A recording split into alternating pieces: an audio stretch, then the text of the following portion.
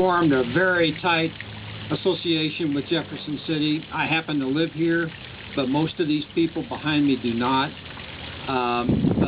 Again, my name is Tom Ronk. I'm very proud to be a member of the Discovery Expedition of St. Charles, Missouri. There's membership scattered out in our ranks here tonight, as well as up here with these beautiful monuments.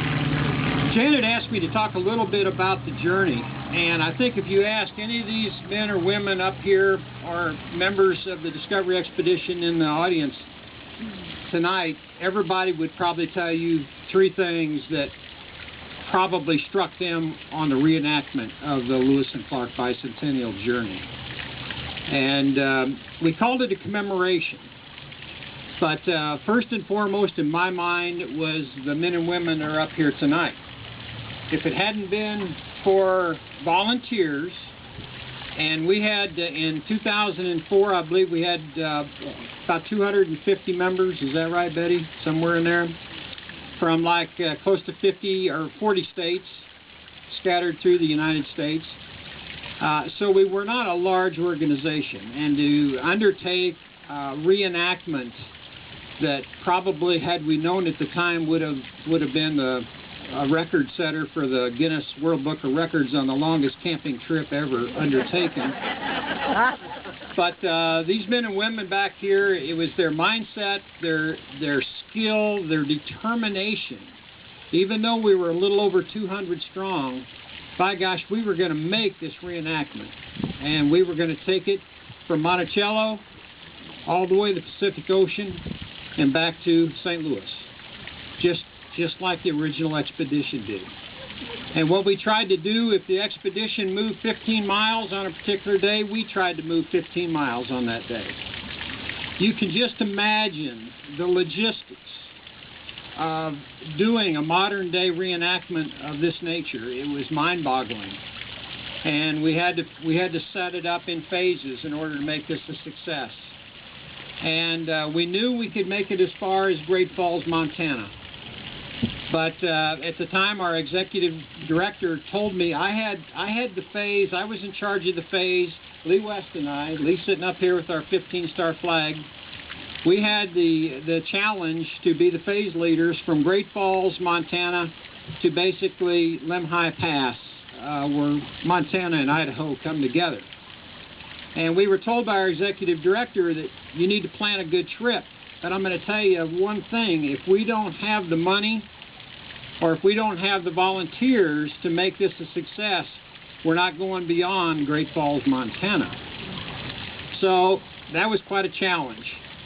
And luckily, with some hard work, again, from these people behind me, we got National Park Service grants that didn't take care of all of our funding, but took care of a great amount of that.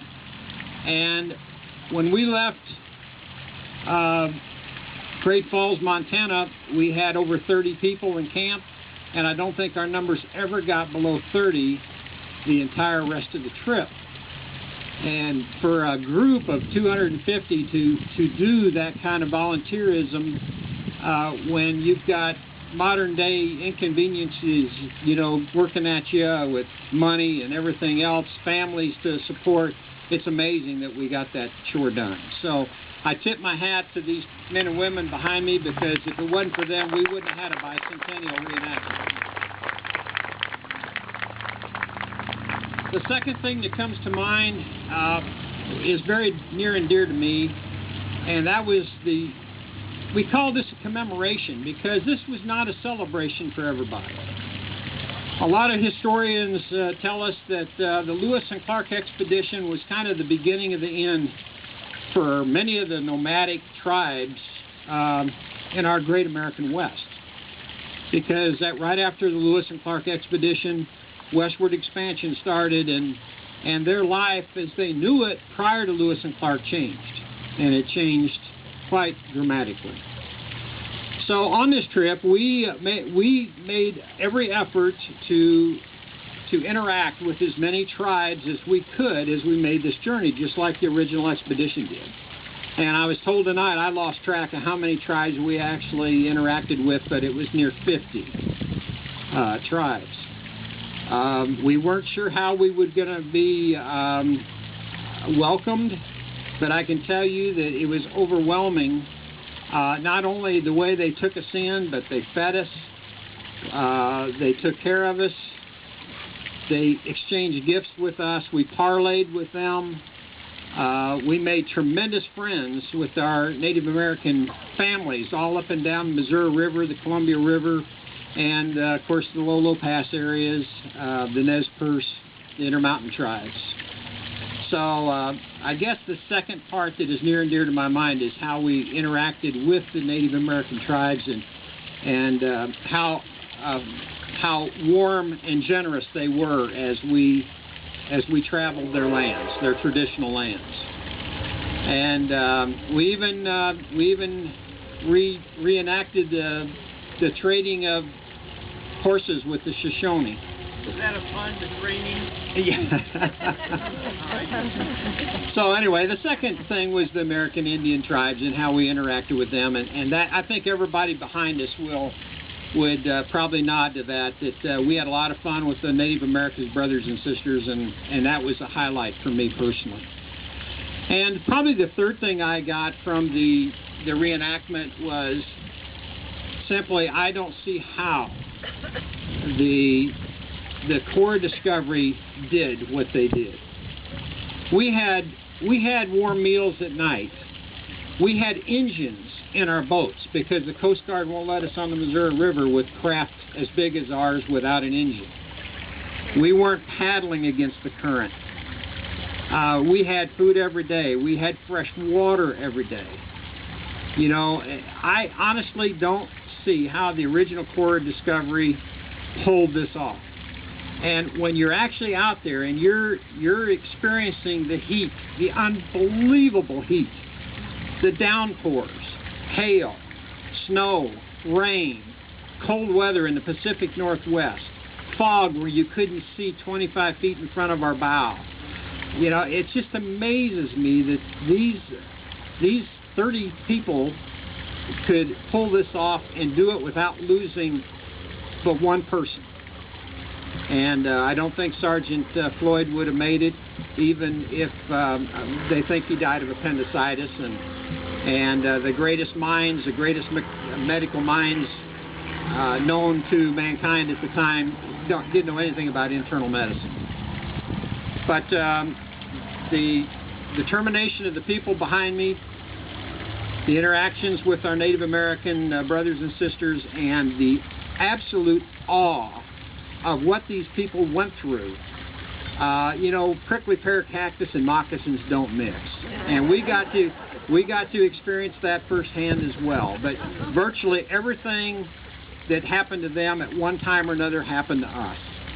And there's times when, you know, you can't help but get a little forlorn out there. So I can't imagine when they didn't know where their next meal was coming, how they kept their morale up the way they did. So doing a reenactment like this really brings the black and white out when it comes to how hard that journey was for the original expedition. But I can also say that even though that a lot of us were much, much older than the original expedition, we did not have any major medical issues. I think we had a couple broken ribs, and we had some. We had to put Captain Clark in the hospital one time, just from congestion, I think, but or consumption, as we might have called it back then. And I don't think it was from alcohol, but anyway, we had a wonderful trip. And every time I see these monuments, every time I drive by the street or bring friends up to look at these monuments, it brings back so many memories.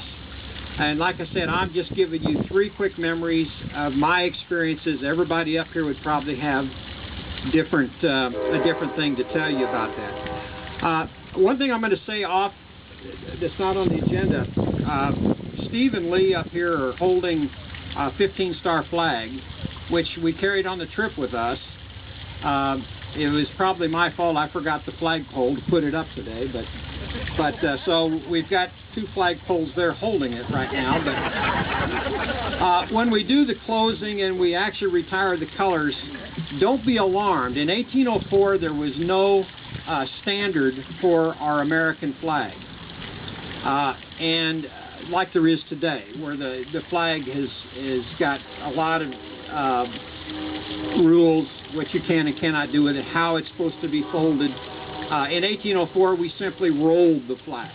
So when this happens this evening, we are following the rules of 1804, so don't be alarmed if we don't fold our flag tonight. By the way, this flag is flown on all three of our ships, all three of our keelboat, our two pirogues. It was dipped in the Pacific Ocean. It's been a lot of places, and it's near and dear to a lot of our hearts. But we're sorry we don't have a pole to fly it on tonight. But Lee and Steve are doing a fine job. With that, thank you very much. I appreciate it.